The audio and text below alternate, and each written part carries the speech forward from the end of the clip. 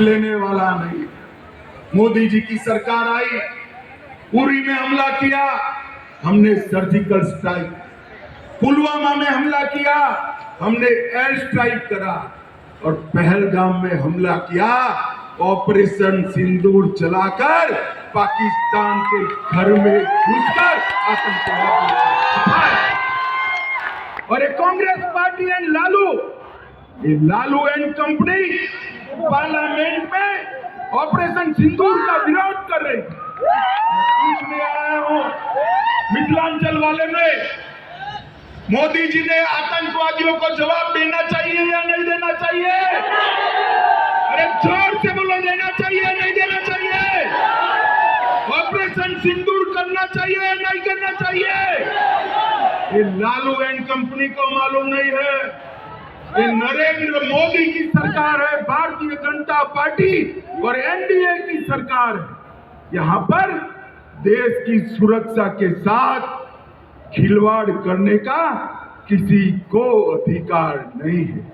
भाइयों बहनों, बिहार में चुनाव आने वाला, मैं यहां आया उसके पहले पूरे अखबार भरे पड़े कि एसआईआर होना चाहिए या नहीं होना। अब मैं तो भारतीय जनता पार्टी का कार्यकर्ता हूं, मंच पर सारे एनडीए के लोग हैं, मगर मैं तो जनता को पूछना चाहता हूं, भैया घुसपैठिए को मतदाता सूची से निकालना चाहिए या नहीं निकालना चाहिए?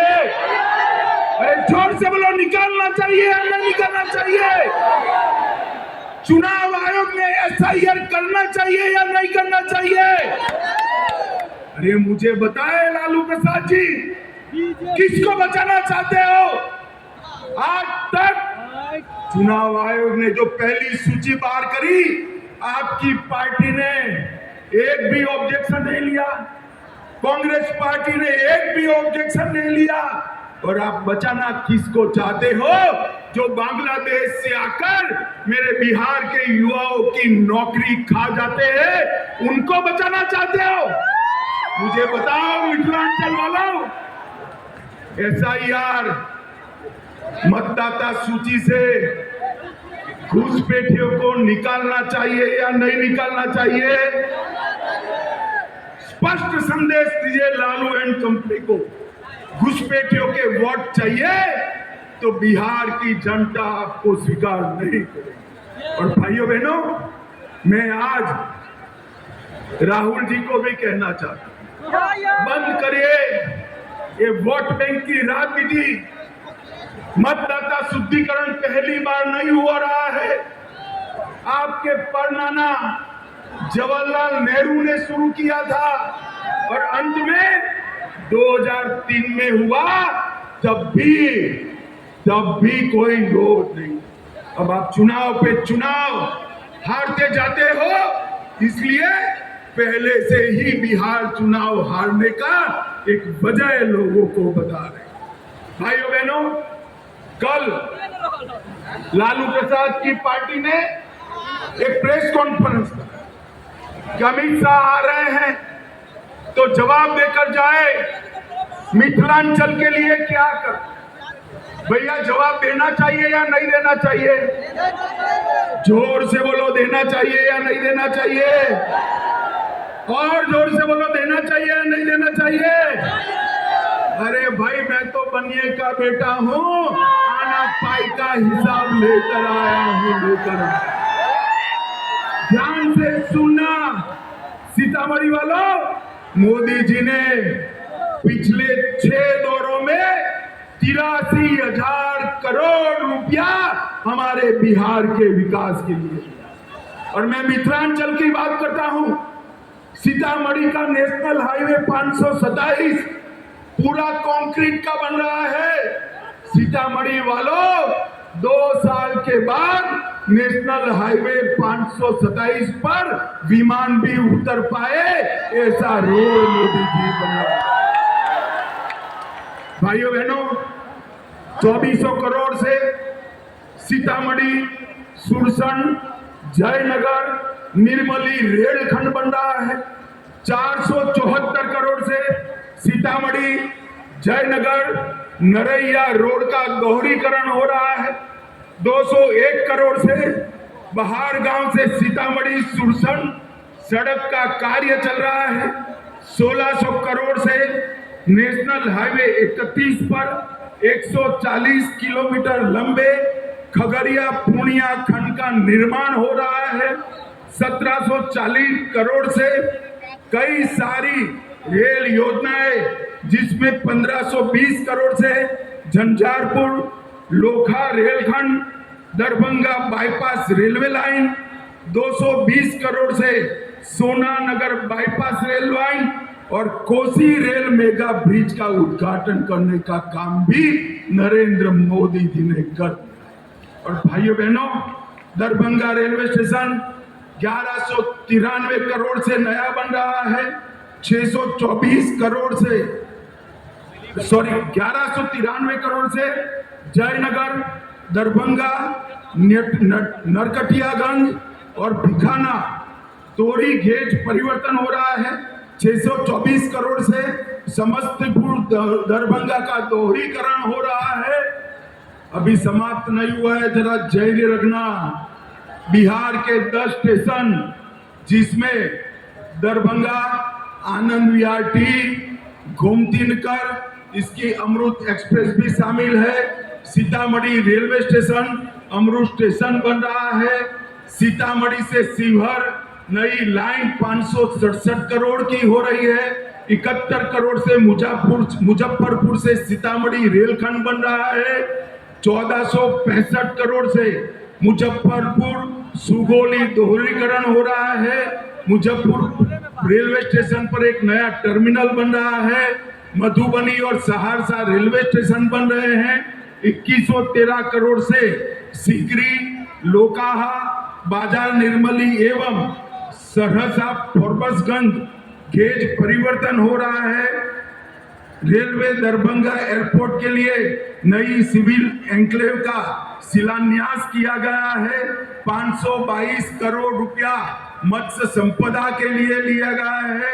और जोर से ताली बजाना, मोदी जी ने मखाना बोर्ड बनाकर मखाना के किसानों का भी भला करने का। रीगा की चीनी मिल सीतामढ़ी में चालू कर दी है। पश्चिमी कोसी नहर वित्तीय सहायता भारत सरकार से अप्रूव हो गई है। मिथिलांचल क्षेत्र की 50,000 हेक्टेयर भूमि उससे सिंचाई होगी। सीतामढ़ी शहर की लाइफलाइन लखनदेई नदी, उसको पुनर्जीवित कर रहे हैं। 6300 करोड़ से कोसी मेची लिंक परियोजना शुरू कर दी है। 11,000 करोड़ से मिथिला कोसी क्षेत्र में बाढ़ के समाधान की योजना बनाई है। केंद्रीय विद्यालय, नवोदय विद्यालय, डिग्री कॉलेज शिवहर में बनाए हैं। 8 नए मेडिकल कॉलेज बनाए हैं। इसमें दूसरे चरण में सीतामढ़ी, झंझारपुर, सिवान, बक्सर भी शामिल है। और भाइयों बहनों, ये सबसे बड़ा काम आज मां जानकी के मंदिर का शिलान्यास भी कर। मैं यहां से तेजस्वी यादव जी को पूछने आया, आपके पिताजी और माताजी का कई साल शासन था। गुंडाई करने के अलावे, गैंग चलाने के अलावे, अपहरण फिरौती के अलावे मिथिलांचल के विकास के लिए क्या किया, इसका हिसाब दीजिए। आप मेरा हिसाब मांग रहे थे, मैंने तो मोदी जी की ओर से आने पाई का हिसाब दे दिया। पूरे मिथिलांचल के विकास के खाके को आपके सामने रखा। लालू प्रसाद यादव जी, कुछ किया हो तो यही मैदान में आकर जरा बता दीजिएगा और मां जानकी का दर्शन भी करिएगा तो आपका उद्धार। भाइयों बहनों, अंत में मैं फिर से एक बार पूछना चाहता हूं, मुझे बताओ, बिहार विधानसभा चुनाव के पहले बिहार की मतदाता सूची से घुसपैठियों को निकालना चाहिए या नहीं निकालना चाहिए? जरा जोर से बोलो, निकालना चाहिए या नहीं निकालना चाहिए? जो भारत में जन्म नहीं है उसको भारत में वोट देने का अधिकार हमारा संविधान नहीं दे। ये राहुल बाबा, आप संविधान लेकर घूम रहे हो, तनिक उसको खोलकर पढ़ भी लो। घुसपैठियों को इस देश की चुनावी प्रक्रिया में हिस्सा नहीं लेना, और इसीलिए वो SIR का विरोध कर रहे हैं, क्योंकि घुसपैठिए इनकी वोट बैंक है। आप चिंता मत करिए भाइयों बहनों, मोदी जी बिहार में पूरा दौरा करें।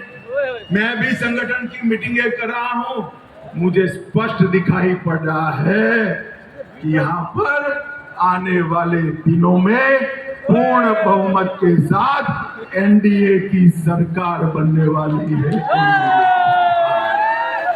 भाइयों बहनों, फिर से सीतामढ़ी, मिथिलांचल, बिहार और देश और दुनिया में प्रभु श्री राम के सभी भक्तों को, मां जानकी के सभी भक्तों को मां जानकी के मंदिर के शिलान्यास का बहुत बहुत अभिनंदन, साधुवाद, वंदे मातरम।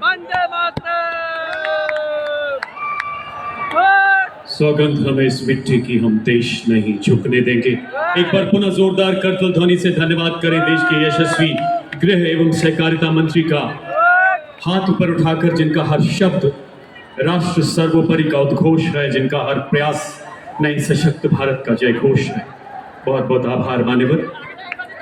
मामला चाहे आंतरिक सुरक्षा का हो या सामाजिक सुधारों का, आज हर क्षेत्र में भारत नए कीर्तिमान स्थापित कर रहा। वसुधैव कुटुंबकम के आदर्शों वाला नया भारत मां भारती की तरफ आंख उठाकर देखने वाले नापाक दुश्मन को मुंहतोड़ जवाब देना जानता है। आपका पुनः समस्त मिथिला वासियों की तरफ से हृदय से बहुत बहुत आभार मान्यवर।